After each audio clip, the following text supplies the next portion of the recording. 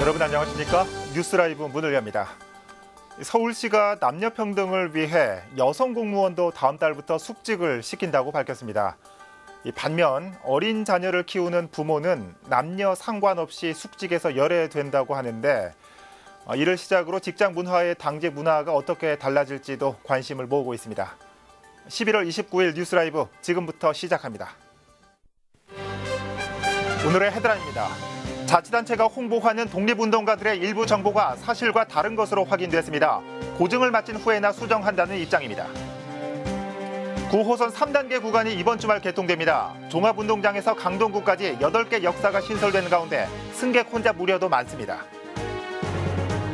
중구가 어르신 공로수당 예산으로 36억 원이 추가된 192억 원을 제출했습니다. 혹시 모를 복지부의 예산 끊김까지 감안했습니다. 오늘 새벽 서초구 서리풀 공원에서 불이 나 50분 만에 진압됐습니다. 인명피해는 없었고 800만 원의 재산 피해가 발생했습니다.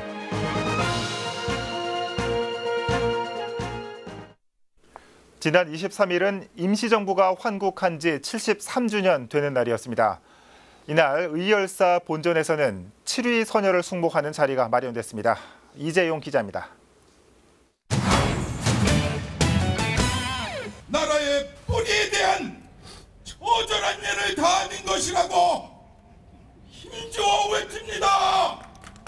우렁찬 숭모사를 시작으로 의열사 7위 선열 숭모지전이 막을 올렸습니다. 올해로 8회째 열린 이 행사는 나라를 위해 몸바친 순국 선열과 임정 요인의 넋을 추모하기 위해 마련됐습니다.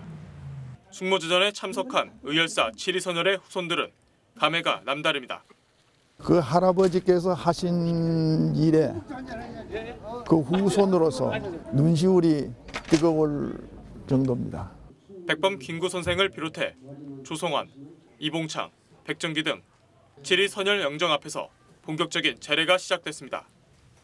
이번엔 이동영 선생의 관양인 연안 이씨의 대종 회장이 초원관을 맡았습니다.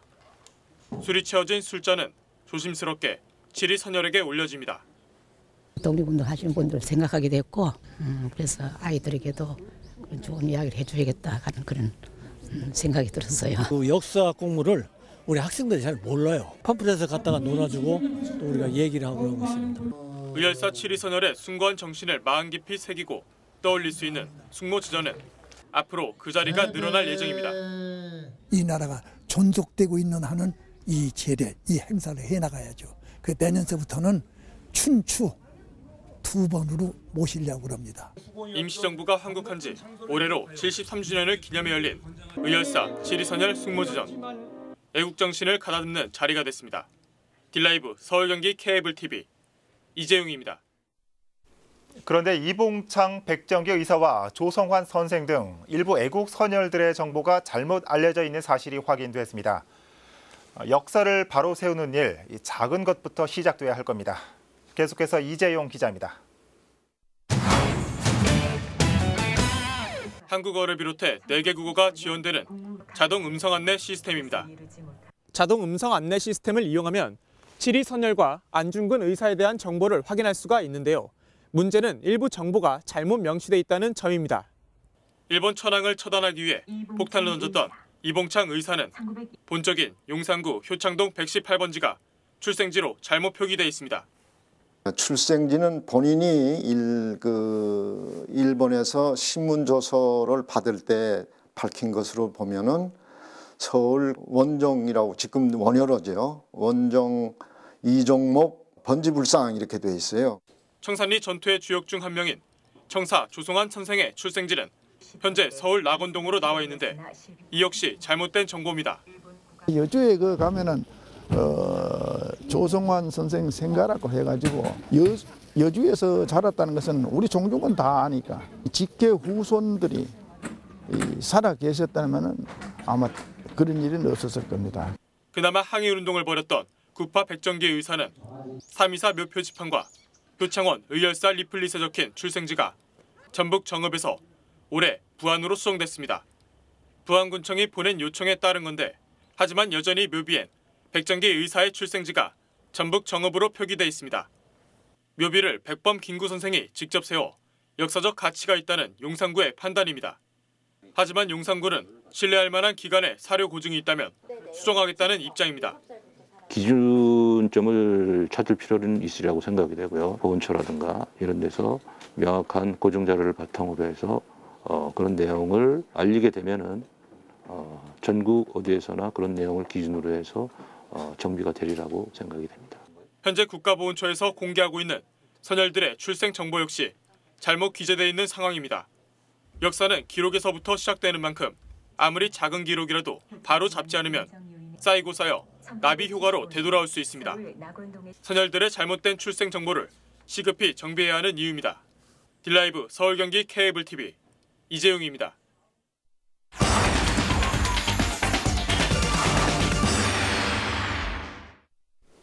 서울의 강서와 강동을 잇는 9호선 3단계 구간이 이번 주 개통을 앞두고 있습니다.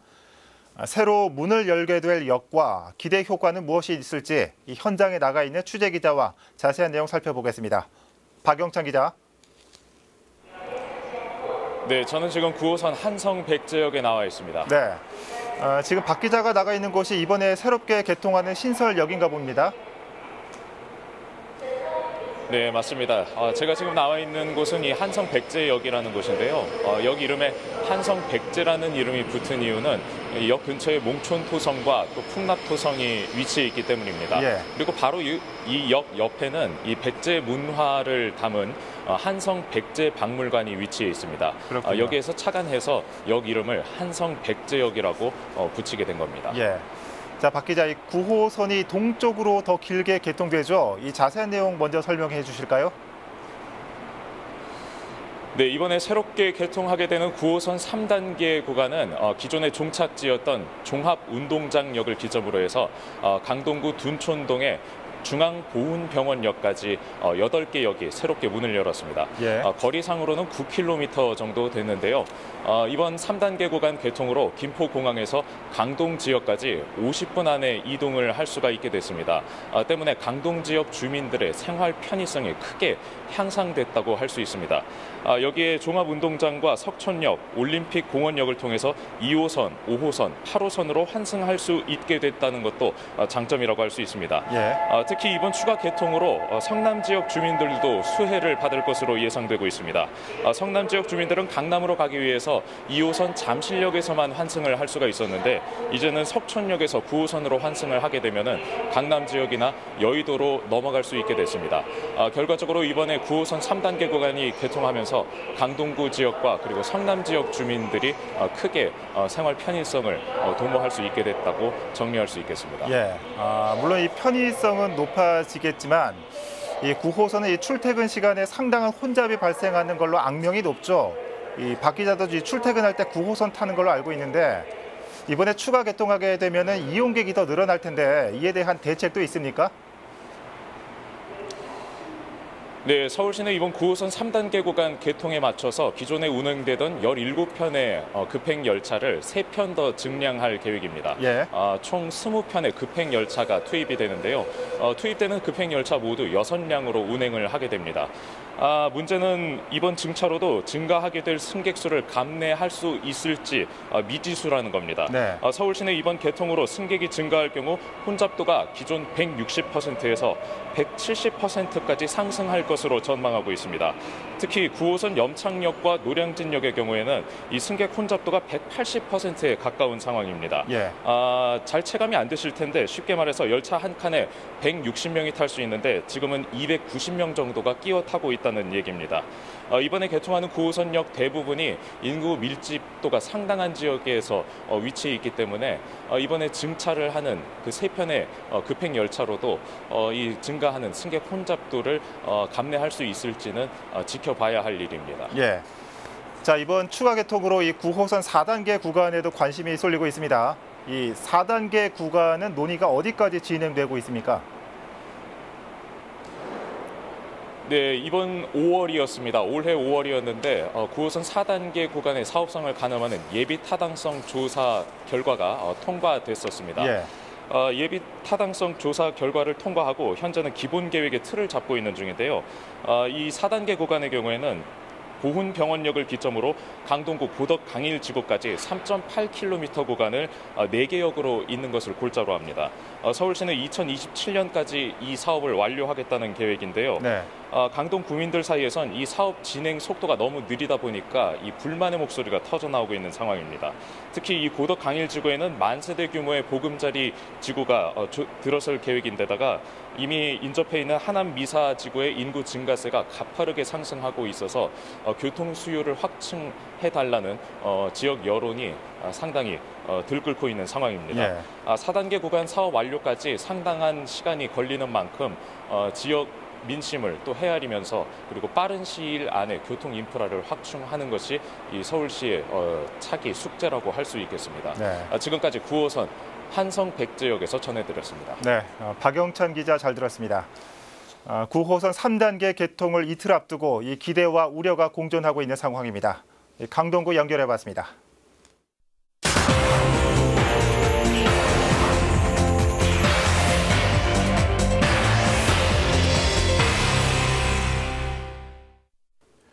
중구에서 신설하려는 어르신 공로수당이 이슈입니다. 자치구 차원으로는 최초 시행이다 보니까 아직 풀어야 할 숙제도 많습니다. 서양호 중구청장이 어제 기자설명회를 열고 이 어르신 공로수당을 비롯한 민선 7기 구정 운영 방향에 대해 밝혔습니다. 어떤 내용인지 취재기자와 함께 살펴보도록 하겠습니다. 자, 진균 기자 어서 오시죠. 자, 먼저 지금 이슈가 되고 있는 어르신 공로수당에 대해서 좀 얘기를 나눠보겠습니다. 이 사업 예산을 놓고 말이 많았습니다. 이에 대해서 어제 어떤 내용이 오갔습니까? 네, 우선 이 사업 예산을 둘러싼 논란의 중심은 기존에 156억 원이었던 예산이 의회에 제출될 때는 36억 원이 늘어난 192억 원으로 제출됐다. 이것이 논란의 핵심입니다. 네. 이게 보건복지부와의 협의와 좀 관련이 있는데요. 복지부는 협의가 원만히 이루어지지 않을 경우 우리가 주던 기초연금 지원금 36억 원을 삭감하겠다. 네. 즉 페널티를 주겠다. 이런 입장인 겁니다. 네, 이렇게 삭감될지도 모르는 예산 36억 원가량을 미리 편성을 했다는 겁니다. 이 구민들이 낸 세금을 페널티를 충당하는 데 써버리면 되겠느냐 이런 의문에 대해 서구청장은 이렇게 답했습니다. 저희가 그 페널티 받는 것을 감안해서 예산을 좀 잡아놓은 거고요. 페널티를 감수하고라도 추진하겠다고 하는 겁니다. 그래서 그렇게 예산을 배정한 이유는 이 정책에 대한 불확실성 때문이 아니라 기초단체가 강력한 의지를 보임으로 인해서 복지당국자들을 설득하기 위한 설득의 의지가 더욱더 강하다. 그래서 네, 그러니까 이 36억 원이 추가로 편성된 것은 혹시나 이 보건복지부와의 트러블 때문에 예산이 삭감된 것까지 될 것까지 감안을 했다는 얘기군요. 네, 그렇습니다. 그러니까 이 사업에 대해서 이 강력히 추진 의사가 있다. 강력한 추진 의사가 있다 이렇게 봐도 되는 겁니까? 네, 그렇습니다. 이 복지부와의 협의가 원만하지 않더라도 사업은 추진하겠다. 이제 이런 의지를 덧붙이기도 했고요. 또 이게 민주당 중구성동을 위원회에서 또 당론으로까지도 채택이 되기도 해서 지금 현재 논란이 되고 있는 중구의회를 또 설득한다는 입장도 밝혔습니다. 네, 여기에 서구청장은 복지부가 현재 이제 문재인 정부가 기초연금을 확대하는 기조를 띠고 있는 가운데 다른 자치구와의 형평성 문제 등을 검토하면서 정책 속도를 조절하자는 것이지 정책 자체를 반대하는 건 아니기 때문에 이 36억 원의 예산이 페널티로 집행되는 일은 없을 거라고 설명했습니다. 그렇군요. 이 어르신 공로수당에 있어서 이 돈 문제 말고 다른 이슈들은 없습니까? 네, 이제 이 다른 이슈 중에 우선은 이 지역 화폐의 문제가 있습니다. 대기업 계열사나 대형 마트 등을 제외하고 지역 내 상점이나 전통 시장 또 이 의료기관 등에서만 사용 가능한 이 은행 카드에 포인트로 넣어주는 방식인데요. 카드 결제가 안 될 경우를 대비해서 지역 내에서만 사용 가능한 상품권 도입도 검토하고 있습니다. 여기에 또 이 수당을 노리고 불법 거주지 이전이 늘어날 수 있다 이런 우려도 제기되고 있는데요. 이에 대해서는 이 사업 자체가 대상이 기초연금과 기초생활수급자를 대상으로 하기 때문에 위장 전입 가능성도 낮을 뿐더러 발생한다 하더라도 전수조사를 통해 충분히 가려낼 수 있다 이렇게 설명했습니다. 자, 이 공로수당과 함께 이 중구의 각동을 하나의 정부처럼 만들겠다라는 이 동정부 구현도 추진된다고요? 네, 그렇습니다. 민선 7기 중구의 구정 운영 방향 가운데 중요한 것 중에 하나가 네. 또 이 바로 동정부 구현입니다. 예. 이 각 동마다 있는 주민자치회를 50명 정도로 늘려서 이걸 강화를 하고요. 예. 또 이 주민자치회와 함께 각 동에 예산 편성권을 주는 게 핵심입니다. 네. 네, 이렇게 하지만 구체적인 이 시행 방안은 아직 마련 중에 있다는 게 서구청장의 입장인데요. 우선 이 주민자치회에게 예산 편성권이 돌아가게 되면 이들이 굉장히 중요한 역할을 하게 되는 건데 네. 과연 이 주민자치회가 각 동의 주민 전체를 얼마나 대표할 수 있느냐, 즉 대의성의 문제가 아직 해결되지 않았습니다. 이 동정부 예산을 편성한다는 이 민감한 사안의 주체가 결정되는 문제인 만큼 예. 좀 더 면밀한 검토가 필요해 보입니다. 그렇군요. 자, 이 민선 7기에 들어서서 이 중구에는 굵직한 이슈가 많은 것 같습니다. 자, 진 기자 잘 들었습니다.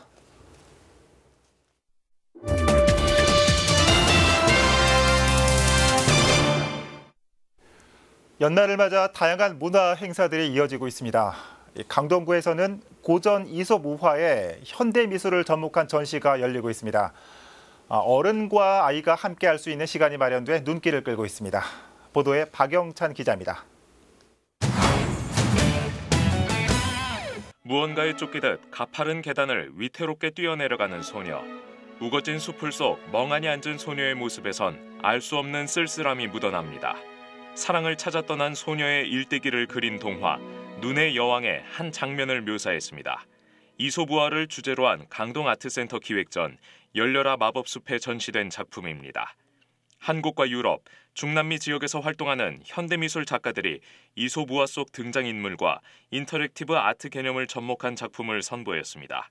인터랙티브 아트는 기존 예술 작품에 첨단 기술을 도입해 관객이 작품 속에 직접 들어가 있는 듯한 느낌을 전해주는 것이 특징으로 이번 전시에선 모션 센서를 이용해 동화 속에서 묘사된 수풀을 움직이거나 컴퓨터 그래픽으로 새롭게 재해석한 일러스트들이 전시됐습니다. 동화 일러스트와 현대 미술의 다양성을 보여주기 위해서 기획을 하였고요. 현대 미술의 그런 다양성이 이제 존재한다는 것을 이제 몸소 보고 또 체험도 하실 수 있다고.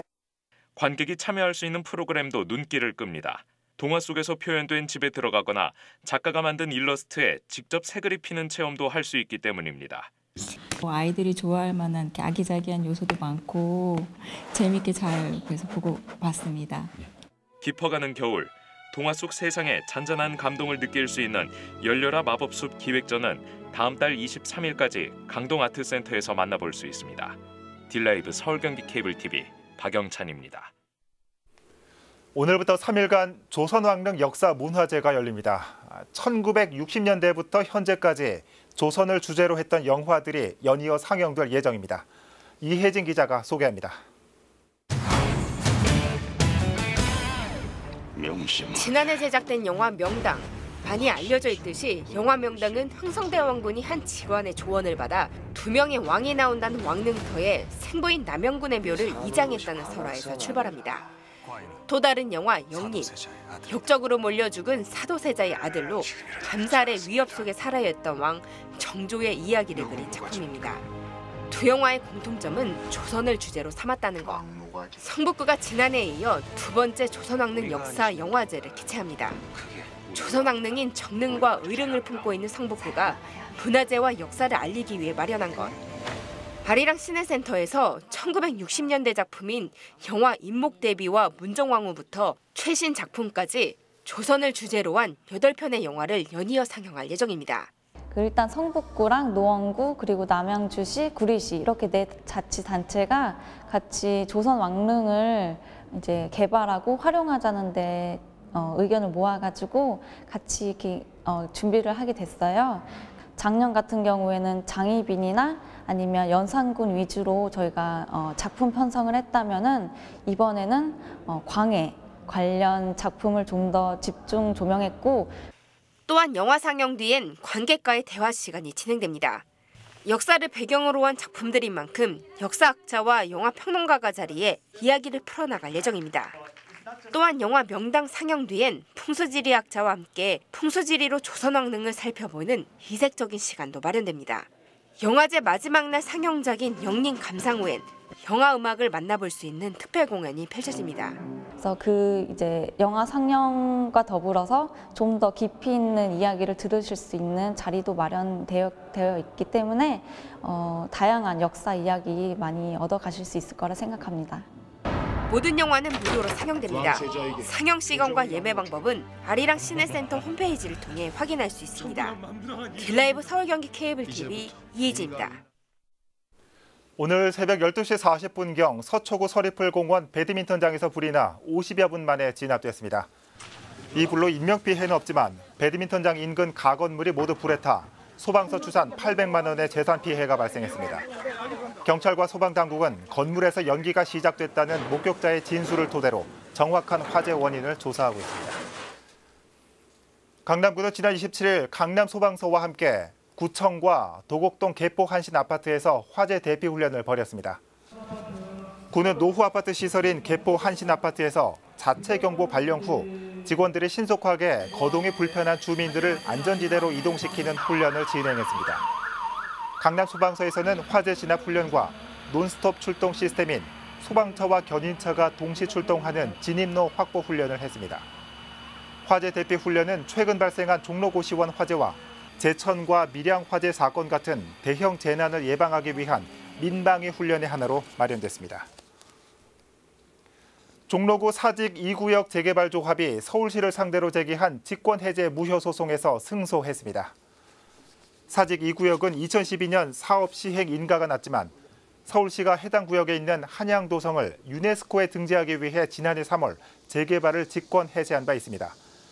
사직 2구역은 서울시를 상대로 정비구역 해제 고시 무효화 소송을 진행해 1심에서 승소했지만 서울시가 항소했고 얼마 전 서울고등법원은 다시 조합의 승소 판결을 내놨습니다.